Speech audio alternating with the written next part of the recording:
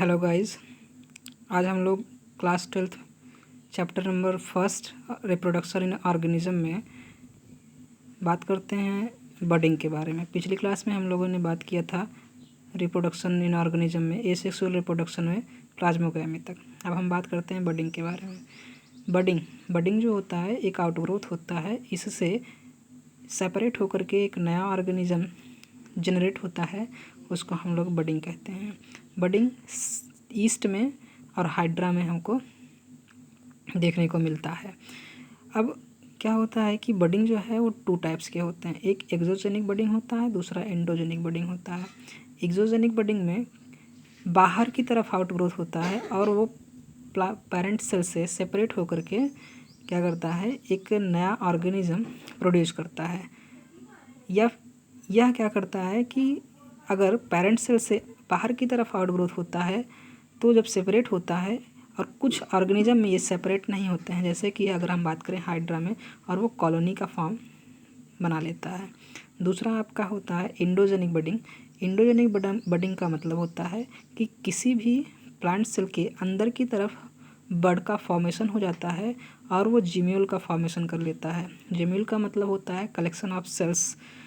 इसमें इसके चारों तरफ एक सराउंडिंग में प्रोटेक्टिंग लेयर का फॉर्मेशन होता है और यह लेयर अनफेवरेबल कंडीशन में इसको प्रोटेक्ट करता है। जैसे ही फेवरेबल कंडीशन आता है, ये प्रोटेक्टिव लेयर डिग्रेड हो जाती है और ये जो बड होते हैं ये फॉर्म करते हैं नए ऑर्गेनिज्म को।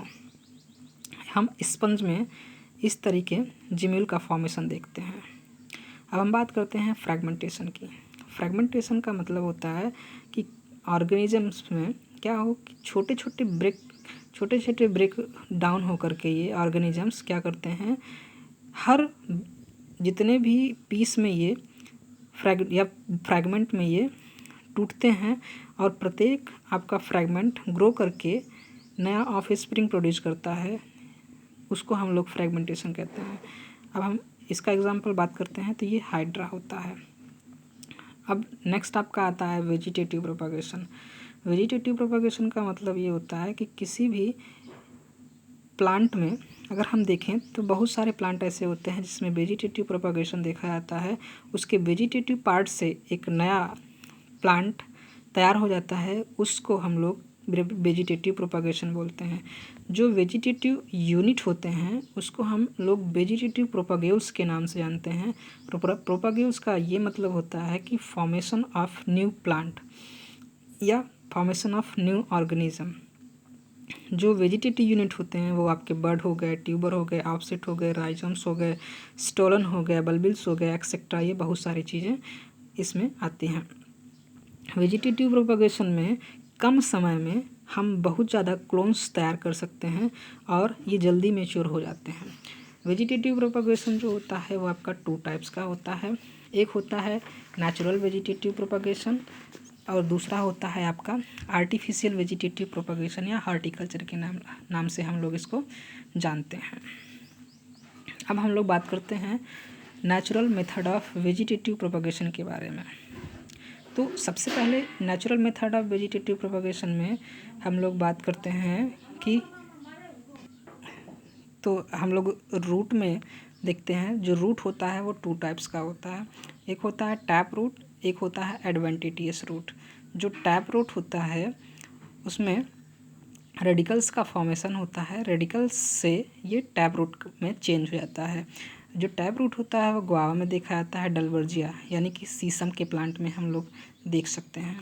तो इसमें क्या होता है कि रूट नए प्लांट को ग्रो करने में हेल्प करता है। और जो एडवेंटिटियस रूट होता है वो स्वीट पोटैटो में पाया जाता है। स्वीट पोटैटो में हम लोग देख सकते हैं जो रूट का टाइप होता है वो एडवेंटिटियस रूट होता है। एडवेंटिटियस रूट से ये आपका स्वीट पोटैटो फॉर्म होता है और ये क्या करता है, फूड को स्टोर करके स्वेल कर जाता है। नेक्स्ट हम लोग बात करते हैं अंडरग्राउंड स्टेम के बारे में। इसको हम लोग मॉडिफाइड स्टेम के नाम से जानते हैं। तो सबसे पहले हम लोग बात करते हैं इसमें ट्यूबर के बारे में। तो देखते हैं ट्यूबर, हम आपको एक फिगर के थ्रू समझाने की कोशिश कर रहे हैं।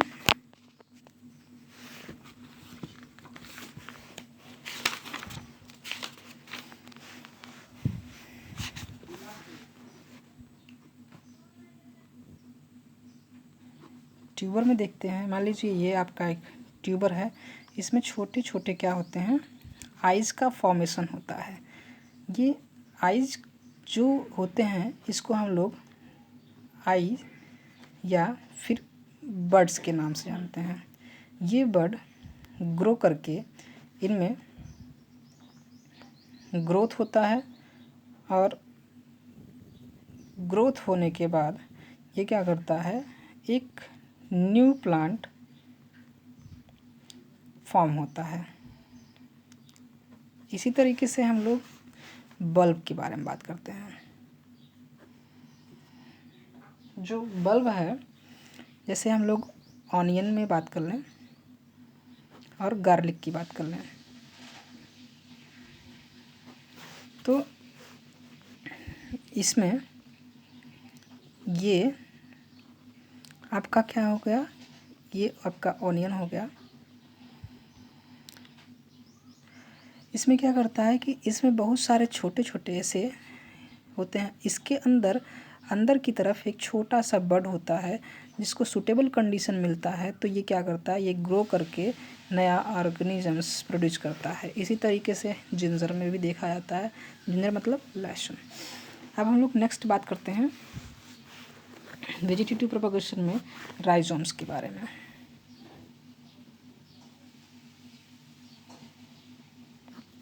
राइजोम में हम लोग देखते हैं टर्मरिक के बारे में अगर बात कर लें या फिर गार्लिक की बात करें, तो जो टर्मरिक हो गया या फिर गार्लिक हो गया,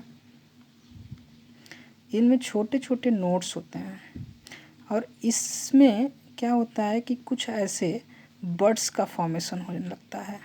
ये बड क्या करता है, जैसे ही इसको हम लोग सॉइल में प्लेस करते हैं तो यही बड ग्रो करके एक नया राइजोम्स फॉर्म करता है, यानी कि एक नया प्लांट फॉर्म करता है। उसको हम लोग क्या बोलते हैं, राइजोम्स। राइजोम्स बहुत ही इम्पॉर्टेंट होता है। ये नीट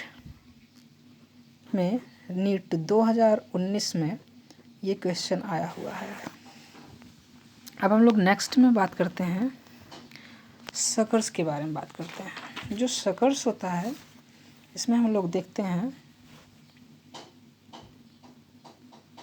सकर्स मिंट में हम लोगों को देखने को मिलता है। तो देखते हैं कि जो ये मान लीजिए कि सरफेस है, इसमें जब हम कोई भी मिंट का प्लांट लगाते हैं तो इसके अंडरग्राउंड में ही इनके स्टेम्स या रूट का ग्रोथ होता है और ये बाद में वर्टिकली ग्रो करके एक नया प्लांट बनाते हैं। एक नया प्लांट क्या करते हैं, ये बनाते हैं। तो इस प्रोसेस को हम लोग सकर्स के नाम से जानते हैं। अब नेक्स्ट हम लोग बात करते हैं इसमें जो होता है सब एरियल क्रीपिंग स्टेम के बारे में। सब एरियल क्रीपिंग स्टेम में सबसे पहले हम लोग बात करते हैं इसमें रूनर्स के बारे में। जो रूनर्स होता है वो क्या होते हैं कि ये हॉरिजॉन्टली ग्रोथ करते हैं।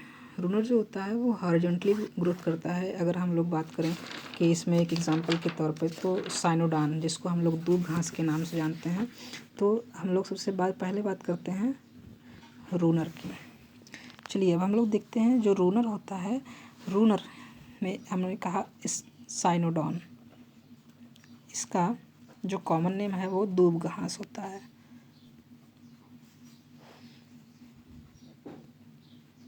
दूब ग्रास के नाम से इसको जानते हैं।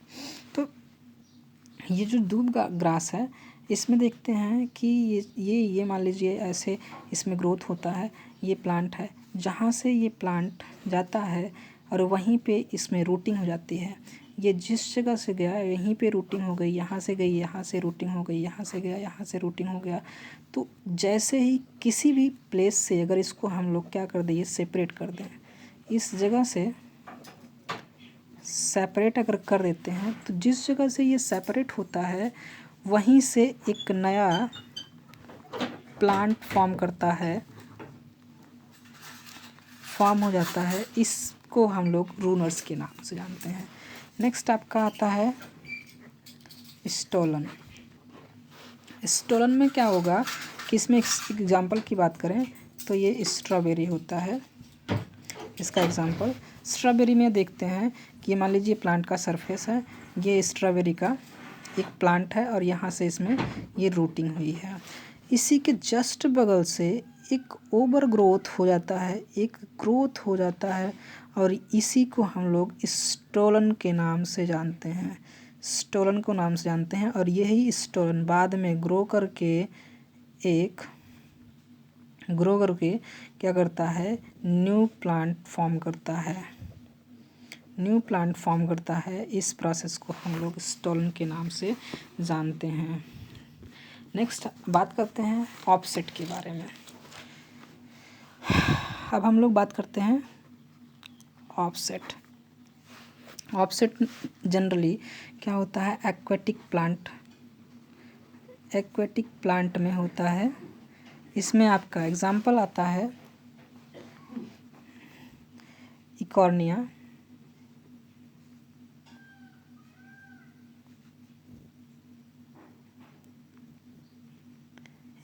आ गया और पिस्टिया आ गया।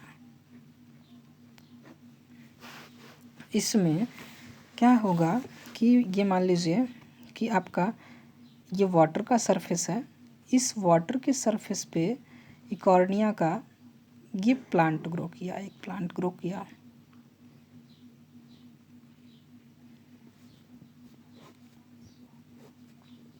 अब एक ये प्लांट है ग्रो किया, इकॉर्निया का दूसरा प्लांट,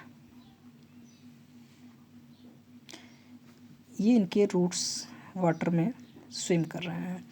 अब इस जगह को हम लोग स्टोलन के नाम से जानते हैं, इसको हम लोग ऑफसेट के नाम से जानते हैं।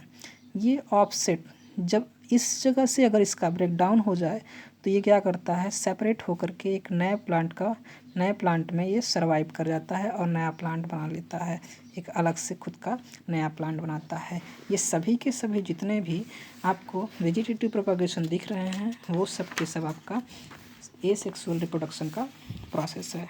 अब हम लोग बात करते हैं कि एरियल पार्ट के बारे में बात करते हैं। जो एरियल पार्ट है, सबसे पहला एरियल है। एरियल पार्ट में आपका आता है एरियल स्टेम। इसमें एग्जाम्पल हम बात करें शुगर केन में क्या देखने को मिलता है कि ये मान लीजिए शुगर केन का एक प्लांट है, ये नोड है और ये इंटरनोड है।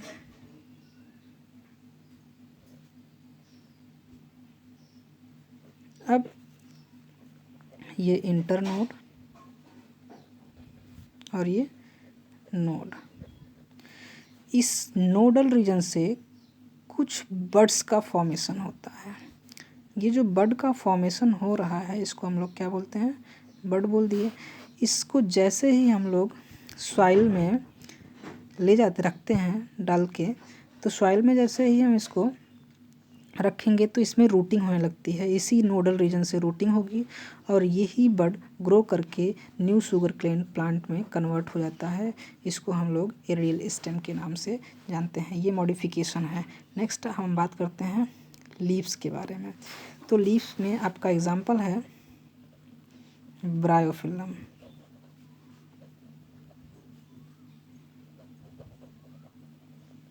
ब्रायोफिल्लम में देखेंगे कि ये मान लीजिए किसी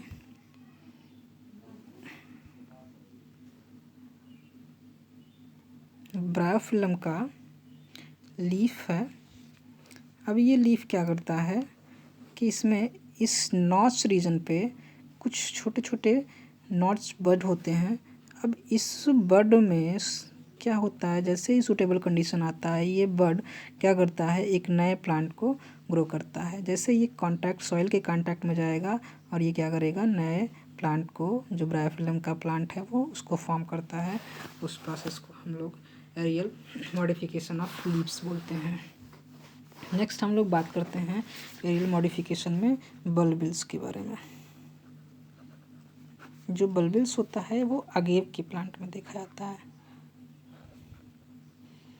अगेव के प्लांट में देखा गया, ये मान लीजिए